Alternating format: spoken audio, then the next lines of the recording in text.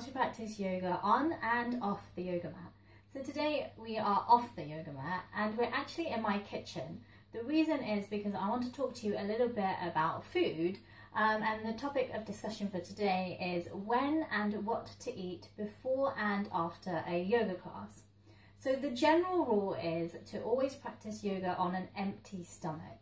So to leave about 1 to 2 hours after you've eaten to then step onto your yoga mat and to do your yoga practice. The reason is because obviously when we're doing yoga postures and moving the body, this may disturb the digestive system if it is trying to digest your food, and then it may stop it from digesting the food, and then the food may become toxic in your stomach. So we always want to allow time for the food to digest. Now this rule is obviously flexible for example, if you're experiencing any health conditions or if you're pregnant. And if that is the case, then I would ask you to seek medical advice either from your doctor or to even just ask a nutritionist. Now, if you are practicing yoga in the morning, whether you're attending a yoga class or you're just doing your own home yoga practice, then I would suggest that you have your breakfast after you've practiced yoga. So to just have nothing in the morning and to practice on an empty stomach. Obviously, if you need some water or a drink, then have something before the session and then do your yoga practice and then have a really good breakfast. So from my own experience, what I do is I wake up in the morning, I have my shower, and then I step right onto my yoga mat, do my yoga and meditation practice, and then I have breakfast. And for me, breakfast is quite is the most important meal of the day. So I generally have like a big bowl of porridge with lots of nuts in there. I have like cinnamon in there, I have nutmeg in there. I might have a few dried fruits such as raisins or cranberries in there too. But other suggestions that you could do is you could have, you could steam fruit, so things like apples and pears. And then again, you can put nuts in there and seeds. You can even add some honey or some maple syrup. Another suggestion is to have toast. I would usually recommend either wholemeal bread, gluten-free bread, or something such as spelt flour bread or rye bread. And then on there you can either have almond butter, or sometimes what I like to do is chop up an avocado, put an avocado in there and then sprinkle it with a little bit of honey. That tastes really good and gives you a lot of energy for your day. Also, what I really love to have in the morning is a cup of Indian chai. And this is, I use like an Ayurvedic recipe to make my Indian chai, and I will post a link for a recipe in the comments below so that you can also use that recipe to set you up for your day. If you don't like Indian chai, then you can just have like a normal cup of tea. Or if you're really on the go, then maybe you can even have a green juice. So I'd really recommend actually a green juice. And this will give you all the nutrients you need and the energy you need to get you going through your day. And to also, obviously, after you have practiced yoga, you will feel maybe a little bit tired, a little bit weak. So to really use your diet to help you give the sustenance you need to really make your day as productive as possible. Now, if you are practicing yoga in the afternoon, such as a lunchtime yoga class, then obviously I'd suggest that you eat your lunch after you've practiced yoga, and to eat as a healthier lunch as possible.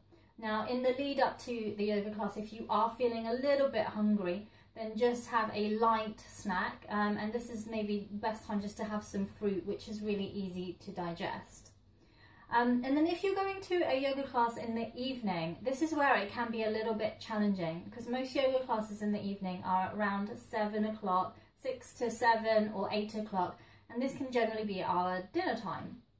So what I would do is I want to give you a couple of tips on how to organise your diet around your yoga class. So I would suggest that you eat a bigger lunch, and then to have something light about 1 to 2 hours before your yoga class. So for example, having soup or a salad, or a warm salad if you find that salad's too cold in the winter months. And whatever you do eat, just make sure that it's easy to digest so that you have a bit of time for the food to digest, and also have a hot drink after you have eaten, because a hot drink such as like a herbal tea will actually just help you to digest the food. Then you're set to practice your yoga. And then after your yoga class, if you're feeling like a little bit hungry, have either a light snack or have a glass of milk. And what I actually do with my milk is I follow like another Ayurvedic recipe where in the milk I put in things like cinnamon, cardamom, I put a little bit of nutmeg and saffron just to give it a bit of flavour. And I also put a teaspoon of ghee, and ghee is clarified butter and it has lots of good properties to it, and it really actually helps the joints in your body. So if you have been practicing yoga, the ghee will really give you some nutrients after your practice to just heal and repair your body too. So it's obviously important to make sure that you have that time for your body to digest the food before you go to bed. What can happen is if you're going to an evening yoga class and then you're coming home and you're just eating your dinner and then going straight to bed, this is like so wrong for your body. And I actually speak from experience, because what I used to do was I would be teaching most evenings and I would go and teach a yoga class, and then I would come home and eat my dinner and then go to bed fairly soon afterwards. I'd leave at least an hour, but then I'd probably go to bed. And I then decided to change my eating habits and to eat earlier and to eat lighter. And the difference in my body has been massive. I feel more flexible, I feel stronger within my body, I have more energy, and I just overall feel much, much better. So I would really recommend that you don't eat so late at night, and that you allow 1 to 2 hours for your food to digest before you go to bed. If you go to bed on a full stomach, your food won't digest properly. Obviously, when we go to sleep, our body switches off, so our digestive system stops working. And that means that there's food within our body that's just sitting within our body, and it starts to become toxic. And again, this will have an impact on you and in your day-to-day life. So as much as you can, try to, if you're going to a yoga class in the evening, try to have a big full lunch, to eat something lighter about 1 to 2 hours before your class, such as a soup or a salad, and then to come home and have either a light snack or a glass of milk. So those are my tips for your yoga practice and for your diet and your schedule and when you're eating around your yoga class.